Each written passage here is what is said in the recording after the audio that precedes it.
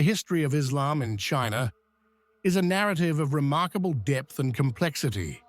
It is a story marked by periods of significant flourishing and at other times intense suppression.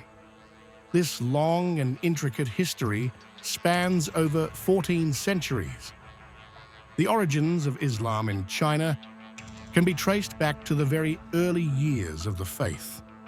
This initial arrival occurred during the illustrious Tang dynasty, which reigned from 618 to 907 CE. The primary vectors for the introduction of Islam were Muslim merchants and traders. These early arrivals journeyed primarily from the Arab world and Persia. They utilized the established and vital trade networks connecting East and West. Their routes included the famed overland Silk Road.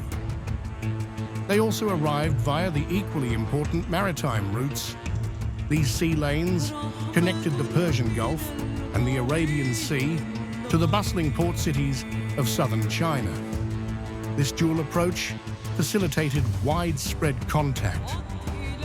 Early interactions between the arriving Muslims and the Chinese population were largely peaceful. The Tang dynasty was known for its cosmopolitan outlook and openness to foreign cultures and religions. Tang emperors often welcomed foreign traders. They recognized the economic benefits and cultural exchange that these merchants brought. This welcoming policy allowed for the establishment of foreign communities. These communities were often centered in major port cities. Notable examples include Guangzhou in the south and Quanzhou on the southeastern coast. These cities became early hubs for Muslim settlement and activity. They served as gateways for both trade and cultural exchange. The Tang court's policy of tolerance extended to allowing these communities to practice their faith. Early mosques were constructed, often simple structures, to serve the spiritual needs of the merchants and residents. These communities were largely self-governing in religious matters. While trade was the primary driver, some individuals also arrived as envoys or mercenaries. Historical records mention early diplomatic missions from the Rashidun and Umayyad caliphates. These interactions further solidified the presence of Muslims. The Muslim presence remained relatively small during the Tang period. It was primarily concentrated in urban centers involved in international trade. Large-scale conversion among the Han Chinese population was not a feature of this era. The An Lushan rebellion in the mid-8th century disrupted the Tang dynasty. It also impacted foreign communities in some cities. Despite such disruptions, the Muslim presence persisted and gradually grew. By the late Tang, Muslim communities were established, though still distinct from the wider Chinese society. They maintained their religious identity while engaging in economic life. This laid the groundwork for future developments. The Yuan dynasty, established by the Mongol conquerors in 1271, marked a period of significant transformation for Islam in China. This era witnessed a dramatic increase in the Muslim population and their influence. The dynasty was founded by Kublai Khan, grandson of Genghis Khan. The Mongols, having conquered vast territories across Asia, brought with them diverse populations. Among these were large numbers of Muslims from Central Asia, Persia, and the Middle East. These individuals were often skilled administrators, financiers, and military men. The Mongols employed Muslims extensively in various roles within their vast empire. Muslims held crucial administrative roles. They were valued for their literacy, numerical skills, and experience in managing complex economies. They also held important military roles. Muslim soldiers and commanders served in the Mongol armies. They participated in the conquest and subsequent garrisoning of China.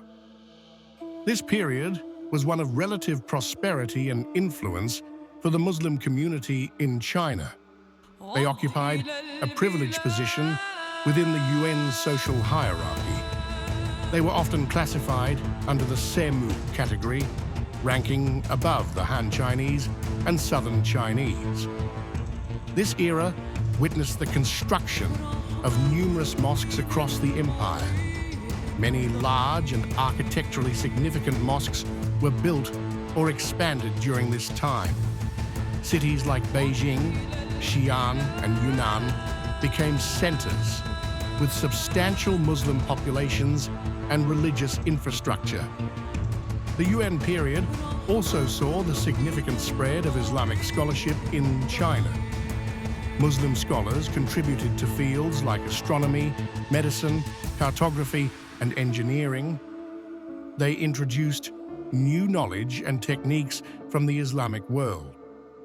However, this period of prosperity and influence was not without its challenges. The Yuan dynasty also witnessed the rise of social tensions. These tensions often stemmed from the privileged position of the Semu groups, including Muslims. Muslims often held positions of power and privilege.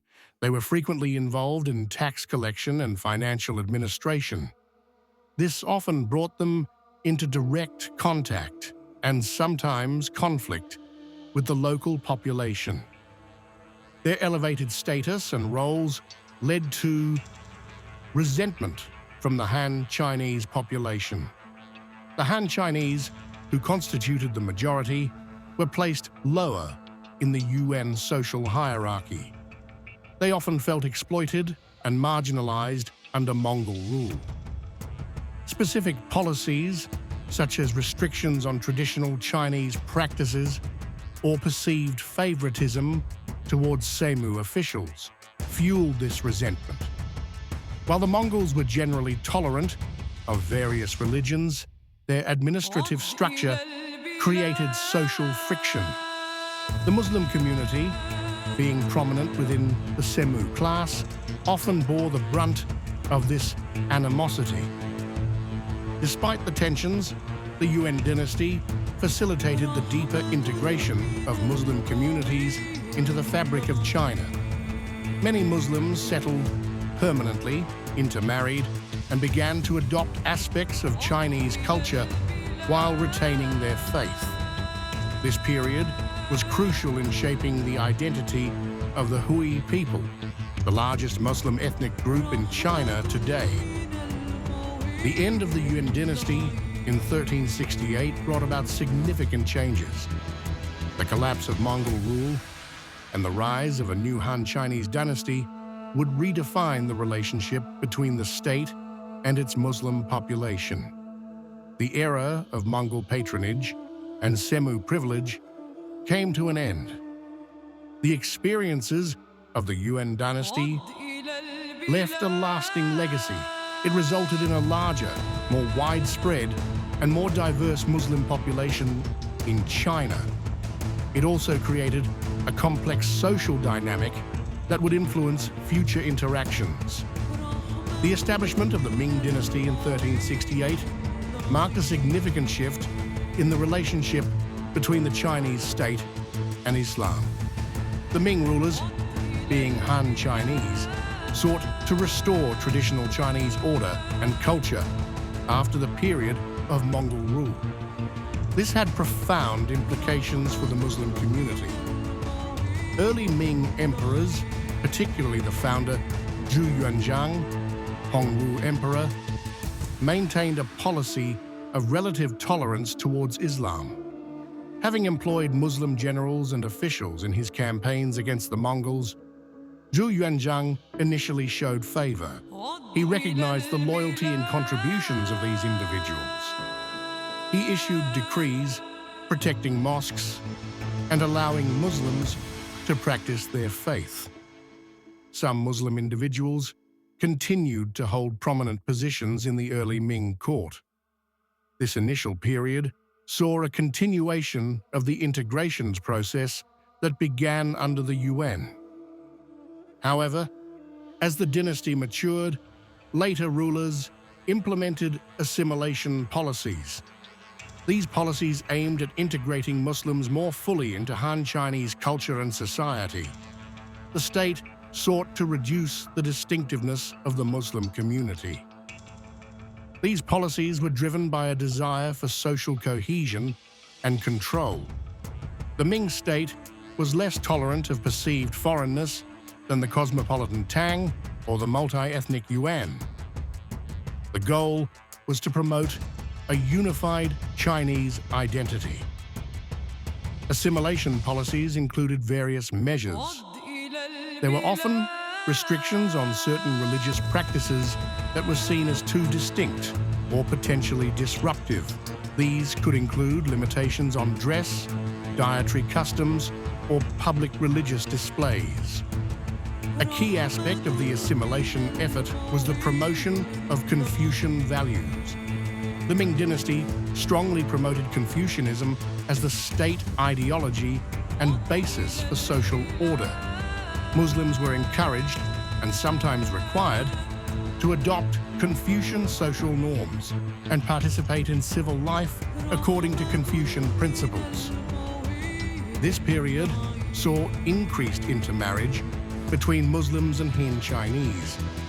Over generations, many Muslims adopted Chinese surnames and spoke Chinese dialects. They integrated into local economies and social structures. While some practices were restricted, the core tenets of Islam were generally tolerated as long as they did not challenge state authority or Confucian social order. Mosques continued to function, and religious texts were studied, often in Chinese translation. A unique form of Chinese Islam, incorporating elements of Chinese philosophy and culture, began to develop. However, the assimilation policies also led to tensions and resistance. Attempts to suppress certain practices or impose cultural norms were not always accepted. This period saw occasional uprisings and conflicts involving Muslim communities, particularly in regions with large Muslim populations like Yunnan in the northwest.